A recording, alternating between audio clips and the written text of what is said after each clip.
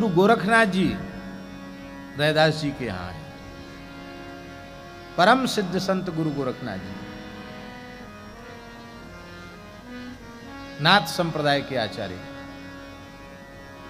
रैदास जी उस समय भावावेश में थे, मानसी सेवा कर रहे थे। मानसी सेवा में आपकी भावना हो गई कि जो कठौती में स्थित जल है ये श्री रघुनाथ जी का चरणामृत है। और उसी समय गोरखनाथ जी ने अपना खप्पर आगे किया, रैदास जी प्यास लगी है, जल लाओ। आपने कहा सामान्य जल आपको क्या दें, लो भगवत चरणामृत लो, ये दिव्य जल चरणामृत लो, लो। भर दिया खप्पर में। उन्होंने पिया नहीं। उन्होंने सोचा एक तो खुद चर्मकार हैं, फिर इनके लकड़ी के पात्र में स्थित जल है, हो सकता चमड़ा भी भिजा देते हूँ कभी कभी जूता गांठने वाला, यद्यपि उसमें कोई चमड़ा नहीं भिजाता है। तो पिया तो नहीं लेकिन फेंका भी नहीं, एक महापुरुष के द्वारा दिया हो गया है। और श्री गोरखनाथ जी की कबीरदास जी से बड़ी मित्रता थी। वो श्री कबीरदास जी के यहाँ गए, सत्संग होने लग गया। तो कबीरदास जी की मानस पुत्री कमाली, वो कोई औरस पुत्री नहीं थी, एक मृत बालिका को जीवित किया था, वो मानस पुत्री कमाली हुई। और एक मृत बालक को जीवित किया था, वो मानस पुत्र कमाल हुआ।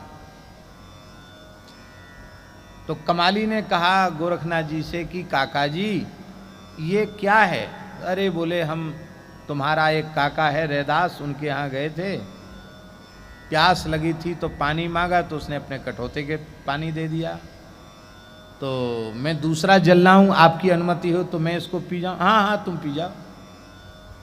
तो उसने अपने पात्र में लेकर उसको पी लिया और उनके खप्पर को धो के दूसरा पानी ले आए। सत्संग करके गोरखनाथ जी चले गए। कालांतर में उस कमाली का विवाह मुल्तान शहर में हुआ, जो इस समय पाकिस्तान में है। और नाथ मत का प्रचार करते हुए गोरखनाथ जी मुल्तान पहुंचे तो चमत्कार को नमस्कार होता है। वो कहते थे हमारे खप्पर को जो भर देगा भिक्षा से, उसके घर का अन्न में ग्रहण करूंगा, उसकी भिक्षा ग्रहण करूंगा। और वो खप्पर ऐसा था कि हजारों मन अन्न डाल देने पर भी खप्पर भरता ही नहीं, अंत में सब नतमस्तक हो जाते।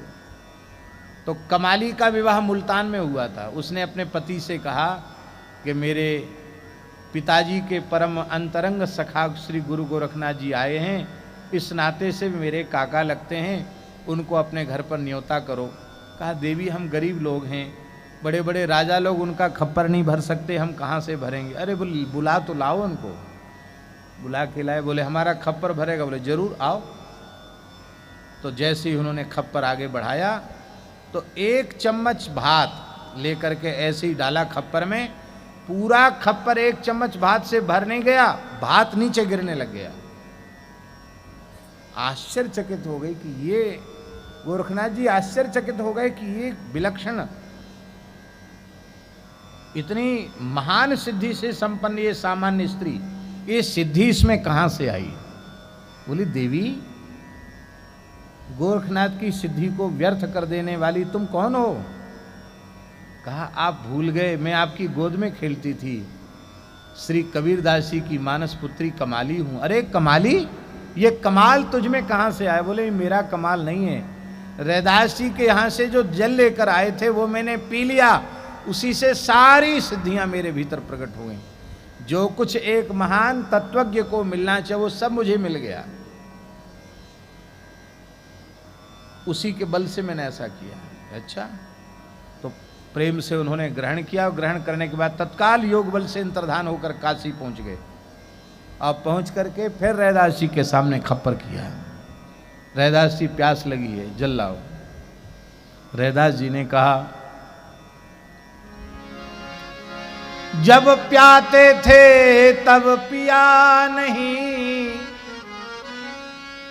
ये रैदास जी की पंक्ति है। जब प्याते थे तब पिया नहीं, जिन पिया पिया को जान लिया।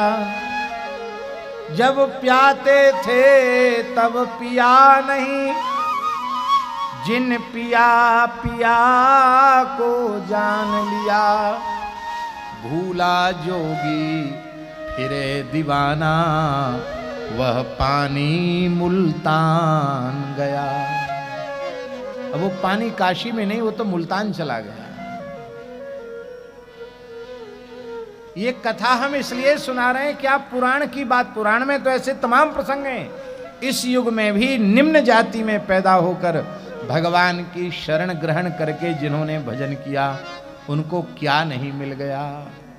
इसलिए ये अपने मन में मत कहो कि हम कुजाती हैं।